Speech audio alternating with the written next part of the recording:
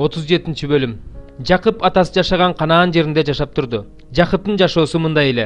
Жусуп 17 жашында өспүрүм чагында өзүнүн бир туугандары менен атасынын аялдары Била жана Зилпанын уулдары менен мал кайтарчу. Жусуп атасына алардын жаман иштерин жеткирип турчу. Исраил Жусупту бардык уулдарынан жакшы көрчү. Анткени ал анын каарыганда көргөн уулу эле. Ошон үчүн ага ар түстөгү кийим тиктирип берди. Бир туугандары атасынын Жусупту башка бир туугандарына караганда көбүрөөк жакшы көрөрүн көрүшүп, Жусупту жек көрүп калышты. Аны менен бир тууганча сүйлөшө албай калышты. Бир күнү Жусуп түш көрүп, түшүн бир туугандарына айтып берди. Ошондон кийин алар аны ого бетер жек көрүп калышты. Жусуп аларга мындай деди: "Мен көргөн түшкө кулак салгылачы. Түшүмдө биз талаада боо байлап жүрүптүрбүз. Бир маалда менин боом тикесинен туруп калды.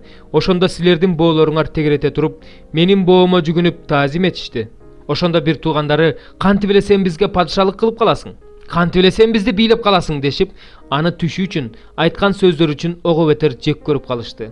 Ал дагы башка түш көрүп, түшүн бир туугандарына айтты: "Бүгүн мен дагы түш көрдүм. Түшүмдө күн менен ай жана 11 жылдыз мага жүгүнүп, таазим кылып жатыптыр." Ал түшүн атасы менен бир туугандарына да айтып берди эле. Атасы урушуп мындай деди: "Эмне деген түш көргөнсүң? Кантип эле мен да апаң да бир туугандарың да сага келип таазим кылып калалы?"